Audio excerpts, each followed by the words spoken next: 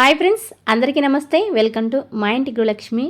ఇదైతే నిన్నటి evening vlog అండి. నిన్న ఈవినింగ్ మా అబ్బాయి చదువుకుంటూ మా మధ్యలో వచ్చి అమ్మ ఏమన్నా తినడానికి ఉంటే పెట్టమ్మా అన్నాడు. ఫ్రూట్స్ కూడా లేవన్నమాట ఇంట్లో. సరే ఇంకా ఏమీ లేవన్నమాట. మకానా ఉన్నాయి చూస్తే ఇంకా అవి వేయించి పెడదాలని మకానా అయితే వేయించుదామని తీసుకున్నా అండి. ఆల్రెడీ ఈ ప్యాకెట్లో ఒక హాఫ్ భాగము ఇంతకుముందు ఒక రోజు చేశానమాట. మళ్ళీ ఈరోజు సగం వేయించి పెడదాలని ఒకేసారి ఇంకా ఇవి వేయించి ఒక డబ్బాలో వేడితే కనుక ఎప్పుడు కావాలంటే అప్పుడు తినొచ్చని అవన్నీ వేయించి పెడుతున్నాను. మకానా తీసుకున్నాను, దాంట్లోకి కిస్మిస్, జీడిపప్పు, బాదం కూడా తీసుకున్నాను, పల్లీలు కూడా తీసుకున్నాను. కొద్దిగా ఆయిల్ వేసానండి. ఆయిల్ అయినా వేసుకోవచ్చు, గీ అయినా వేసుకోవచ్చు. ఇంకా నేను గీ వేయలేదనమాట. ఎందుకంటే నెయ్యి ఫ్లేవరు మా అబ్బాయికి నచ్చదనమాట. అందుకని నెయ్యి వేయకుండా నూనె వేశాను. ఇంకా అందులో ఫస్ట్ బాదం వేయించాను. తర్వాత బాదం వేయించిన తర్వాత జీడిపప్పు కొద్దిగా వేయించాను. ఆ తర్వాత మళ్ళీ కిస్మిస్ వేసాను అనమాట. కిస్మిస్ ఫస్ట్ వేస్తే ఎక్కువ వేగిపోతాయి కదా, అందుకని బాదం తర్వాత కిస్మిస్ కాదు జీడిపప్పు, కిస్మిస్ అలా 3 వేయించాను. అవి తీసి పక్కకు పెట్టుకొని ఆ నూనె ఉంటుంది కదా, ఆ నూనెలోనే ఇంకా పల్లీలు అయితే వేయించానండి. ఇవైతే స్నాక్స్కి బాగుంటాయి. ఇవి పిల్లలకి హెల్దీ అండి. అయితే మకానా అనేది కొంచెం చప్పగా ఉంటుంది, కానీ అందుకని చప్పగా ఉంటుంది కాబట్టి కొంచెం ఇలాంటివి వేసాం అనుకో పిల్లలు ఇష్టంగా తింటారు. ఈ పల్లీలు నేనైతే కొంచెం ఆయిల్లో వేసాను. ఆయిల్లో వేయించాను అనమాట. మా అబ్బాయి తిన్న తర్వాత ఏమన్నాడంటే ఆయిల్లో వేయించకుండా మామూలుగా వేయించి కలిపింటే బాగుండేది కదమ్మా అన్నాడు. ఎందుకంటే కొంచెం ఆయిల్ ఉంటుంది కదా ఇందులో, ఆయిల్ లేకుండా ఉండటానికి బాగుండు కదా అన్నాడు. అవును కదా అనిపించింది నాకు కూడా. ఈసారి అలా చేద్దామని అనుకున్నాను. ఇంకా ఆయిల్ ఉంటుంది కదా, పల్లీలు వేయించిన తర్వాత ఇంకొంచెం ఆయిల్ అదైతే తీసి ఇంకో గిన్నెలోకి వంచేసాను. ఇప్పుడు మకానా అయితే వేపుతున్నానండి. మకానా మనం సిమ్లో పెట్టి ఒక 2 మినిట్స్ లేదా 3 మినిట్స్ వేపితే ఇవి బాగా క్రిస్పీగా అవుతాయి. ఎందుకంటే కొంచెం మెత్తగా ఉంటాయి కదా ప్యాకెట్లో ఉన్నప్పుడు. ఇలా మనం ప్యాన్లో వేపామంటే అవి క్రిస్పీగా అవుతాయి. నూనె ఏం అవసరం లేదండి, ఒట్టి వేయించితే సరిపోతుంది. తర్వాత ఇంకా ఆల్రెడీ వంచిన నూనె ఉంది కదా కొంచెం గిన్నెలో, అందులో సాల్ట్, పసుపు, కారం వేసి ఇంకా స్టవ్ ఆఫ్ చేసి ఇది ఇందులో వేసి కలిపేస్తున్నాను.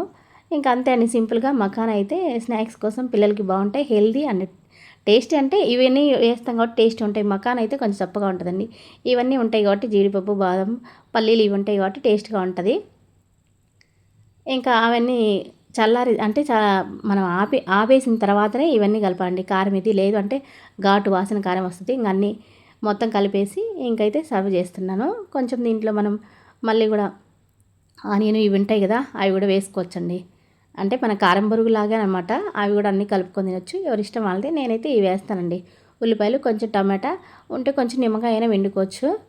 ఇంకా కొత్తిమీర పైన వేసాను. నిమ్మకాయ అయితే లేదు, పాపం మా అబ్బాయి అడిగాడు అనమాట, అమ్మ నిమ్మకాయ అంటే ఇవ్వు కొంచెం పిండుతానని. లేదు అన్నానమాట. ఇంట్లో లేవు. అది కాక ఇప్పుడు సమ్మర్ కదా, ఒక నిమ్మకాయే 10 రూపాయలు అంట, చిన్న నిమ్మకాయే.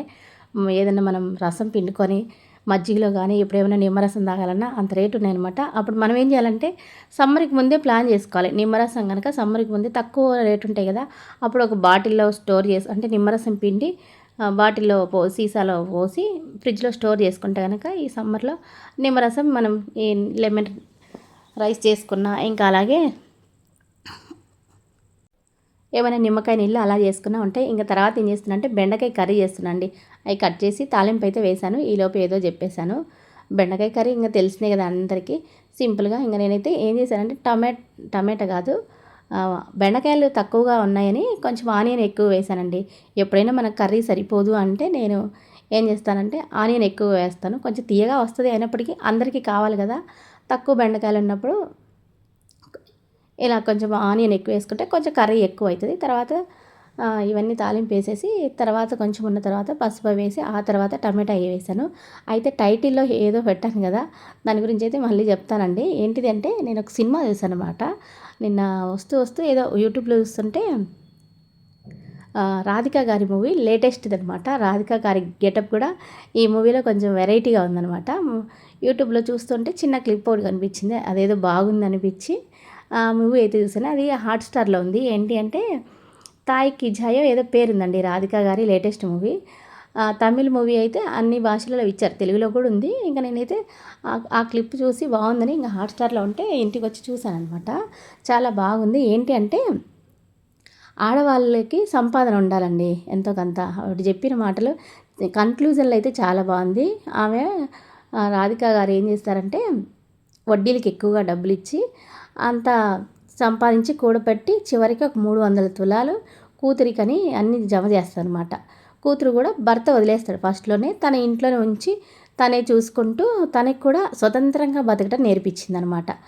కూతురు కూడా ఒక దగ్గర చెప్తుంది, ఒక చిన్న సన్నివేశంలో కోడళ్ళనేమో ఎప్పుడు విసిగించుకుంటుంది అన్నట్టుగా, వాళ్ళు అత్తగారు కోపిష్టి అన్నట్టుగా ఉన్నారనమాట. అయితే సినిమా చూస్తే బాగా అర్థమవుతుంది చెప్పేదానికన్నా. ఆమె చివరికి 300 తులాలు జమ చేసి అందరికీ తలా ఇంత ఇచ్చిందనమాట. మధ్యలో ఏం జరుగుతుందంటే, స్టార్టింగ్లోనే మధ్యలోనే కాదు, ఆవిడకి రాధిక గారికి పెరాలసిస్ వస్తుంది. పెరాలసిస్ వచ్చి చాలా రోజులు మంచాన ఉంటుంది. అప్పుడు బంగారు అంటే అందరు చనిపోవాలనుకున్నారు, ఊరందరూ కూడా చనిపోవాలనుకున్నారు. ఎందుకంటే ఆవిడ వడ్డీలు ఎక్కువగా వసూలు చేసి అలా వేధిస్తూ ఉంటుంది అని ఊరందరూ చనిపోవాలనుకున్నారు. కొడుకులు కూడా అనుకున్నారు. కూతురు మాత్రం మంచిది అలా అనుకోలేదనమాట. కూతురికి స్వతంత్రంగా బతకటం నేర్పించింది. చివరికి కొడుకులకి తల్లి దగ్గర బంగారం ఉందని తెలిసింది. దానివల్ల ఆమెనైతే కాపాడారు. అప్పు చేసి కొంత అమౌంట్ తెచ్చి కాపాడారు. ఆమె బాగా రికవర్ అయిన తర్వాత ఇంటికి వచ్చిన తర్వాత చెప్పింది ఏంటంటే, ఆడవాళ్ళకి స్వతంత్రంగా బతకటం రావాలి. మనం సంపాదించిన దాంట్లో నెలలో కనీసం 10 రూపాయలని, అంటే మన ఆదాయానికి తగ్గట్టుగా ఎంతో కొంత మనం అనేది కూడపెట్టాలి. అంటే జమ చేసుకొని ఉంచుకుంటే మనకి ఏదైనా అత్యవసరం వచ్చినా, లేదు అంటే మనం ఒక వయసు వచ్చిన తర్వాత అవే మనల్ని కాపాడుతాయని చెప్పిందనమాట. అదైతే చాలా బాగుందండి. నిజమే కదా, ఆడవాళ్ళకి ఈ సమాజంలో డబ్బు ఉంటేనండి గౌరవం. అది కూడా మనకు చేతనైన పని మనం చేస్తూ ఎంతో కొంత సంపాదించగలగాలి. అది ఇంటి దగ్గర నుంచి అయినా, ఏదైనా బిజినెస్ చేసైనా. ఈ మధ్య కాలంలో మనం ఇంకా ఇంటి దగ్గర ఉన్న బోల్డన్ని ఆప్షన్లు ఉన్నాయండి డబ్బు సంపాదించడానికి. ఎందుకంటే యూట్యూబ్, ఇన్స్టాగ్రామ్ ఇలాంటివి చాలా ఉన్నాయి. అలాగే ఇంకా ఏమైనా మనకు చేతనైతే కనుక ఆన్లైన్లో ఏమైనా మనం అంటే ఇప్పుడు శారీస్ కూడా ఆన్లైన్లో అమ్ముతున్నారు. ఇంకా జ్యువెలరీస్ ఇలాంటివి బోల్డన్ని ఉన్నాయి. చెప్తే వ్లాగ్స్ చేసేవాళ్ళు ఇలా చాలా చాలా ఉన్నాయి. మనకి టాలెంట్ ఉండాలి, కానీ ఇప్పుడైతే ఇంటి దగ్గర నుంచి బోల్డంత డబ్బు అయితే సంపాదించవచ్చండి. అలా చేతనైనంత ఎంతో కొంత మనం ఊరికి ఉండకూడదు. ఇంకా టైలరింగ్ మెయిన్గా ఆ మూవీలో కూడా కూతురికి ఆమె పెళ్ళైన తర్వాత చదువు నేర్పించి ఆ తర్వాత టైలరింగ్ నేర్పుతుంది. అంటే ఆవిడ స్వతంత్రంగా బతకాలన్నట్టు. మన సమాజంలో కూడా అంతే. ఇప్పుడున్న సిచ్యువేషన్లో ఆడవాళ్ళు స్వతంత్రంగా బతకగలగాలండి. భర్త సహాయము, తండ్రి సహాయము, అలాగే అత్తమామలు ఇలా సహాయం, అంటే ఆర్థికంగా మనం ఒకరి మీద డిపెండ్ అవ్వకూడదు అనమాట. మనకంటూ కొంత సంపాదించుకోవాలి. ఆ సంపాదించట్లో మనం హాయిగా మనకి తగినంత ఖర్చు పెట్టుకొని తర్వాత ఎంతో కొంత మిగిలించుకోవాలి. అది ఆ మూవీలో అయితే అర్థం చేసుకుంటే కనుక ఆ మూవీ కన్క్లూజన్ అయితే అదే అండి. నాకైతే చాలా బాగా అనిపించింది. నిజమే కదా, మనము ఒకరి మీద డిపెండ్ అవ్వకూడదు. ఎంతైనా కానీ 10 రూపాయలైనా మనం సంపాదించుకొని మనం ఖర్చు పెట్టుకుంటే ఆ కిక్కే వేరండి. అసలు ఆ మూవీలో కన్క్లూజన్ అయితే నాకు చాలా బాగా నచ్చింది. ఎవరైనా వీలైతే చూడండి, బాగుంది. హాట్‌స్టార్లో ఉంది. పేరు సరిగ్గా గుర్తులేదు, అదే తాయికి జాయో ఏదో ఉందండి, పేరు వెరైటీ ఉంది. ఇంకా అదండి టైటిల్ పెట్టింది. బాగా నచ్చిందని తెలియజేద్దామని అయితే చెప్తున్నాను. ఇంకా ఏం చేశానంటే రొట్టె చేస్తున్నాను. కర్రీ చేశాను కదా, ఇంకా మా ఇంట్లో డైలీ ఇదే ఉంటుంది. డైలీ ఇదేనా అనుకోవద్దండి. నేను ఏదైతే చేసుకుంటానో అదే వీడియోలో షేర్ చేస్తాను. నేను యూట్యూబ్ కోసం ప్రత్యేకంగా వంటలు అయితే చేయలేను. డైలీ రొటీన్గా మా ఇంట్లో ఏం జరుగుతుంది, నేనేం చేసుకుంటానో అవే వీడియోలు అయితే షేర్ చేస్తుంటాను. కొత్తగా ఏం ఉండవండి.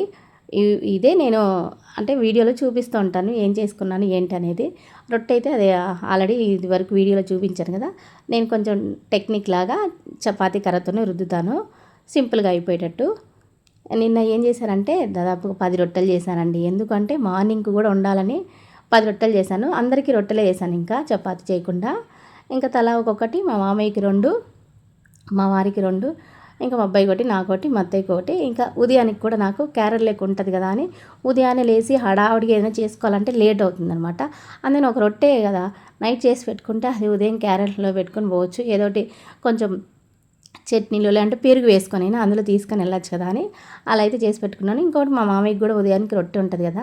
మా అత్తయ్య ఏదో ఒకటి ఉప్మా ఏది చేస్తుంది, కానీ ఆయనకి సరిగ్గా తినాలనిపించదు అనమాట. మా మామయ్యకి రొట్టె ఉండాలి. అందుకని మామయ్యకి కూడా ఒక రొట్టె, నాకు ఒక రొట్టె ఉంటుంది కదా అని రొట్టెలు ఎక్కువ చేశాను. ఇంకా చూడండి, ఈ వేసవికాలం కదా, చెమటలు కారిపోతున్నాయి అనమాట. అయినప్పటికీ మన కుటుంబ ఆరోగ్యం కోసం తప్పదు కదా, అందరూ ఆరోగ్యంగా ఉండాలంటే ఇలాంటివి చేసి పెడుతూ ఉండాలి కదా. అందుకు ఇంకా రొట్టెలన్నీ చేసి అందరికి పెట్టిన తర్వాత నేను కూడా తిన్నాను. నేను ఒక పక్క కాలుస్తూ ఉంటే కాల్చటంగా నేను ఒక పక్క చేస్తూ ఉంటే మా అత్తయ్య కాలుస్తాను నిదానంగా ఓపికగా నిలబడి. ఎందుకంటే ఒకరమే చేసి ఒకరేం కాల్చాలంటే కొంచెం టైం పడుతుంది కదా. నేను ఫాస్ట్గా చేస్తుంటాను కాబట్టి ఆ కాల్చడం కూడా ఫాస్ట్గా అయిపోతే తొందరగా పని అవుతుందని అలా అయితే చేసుకుంటాము ఇద్దరం కలిసి పనులు. ఇంట్లో అత్త కోడలు కూడా అన్యోన్యంగా ఉండాలండి. అలాంటి కుటుంబమే సంతోషంగా ఉంటుంది. ఇద్దరు అత్త కోడలు కీచులాడుతూ ఉంటే మధ్యలో భర్త అనేవాడు నలిగిపోతాడు. ఎందుకంటే అటు తల్లికి ఏం చెప్పలేక, ఇటు భార్యకి ఏం చెప్పలేక, అందుకని ఏదన్నా ఉన్నా అత్తని అమ్మలాగా భావించాలి, అత్త కూడా కూతుర్ని కోడల్లాగా భావించాలి. ఏమన్నా ఉన్నా ఇలా కాదమ్మా అలా అని చెప్పుకోగలిగితే కనుక ఏ కుటుంబం అయినా కానీ సంతోషంగా ఉంటుందండి. సీరియల్లో చూపించినట్టు ప్రతి అత్తగారు గయ్యాల అత్తగారు అయితే ఉండరండి. మా అత్త లాంటి వాళ్ళు మంచోళ్ళు కూడా కొంతమంది ఉంటారు సమాజంలో. ఇదైతే నేను చాలాసార్లు చెప్పానండి.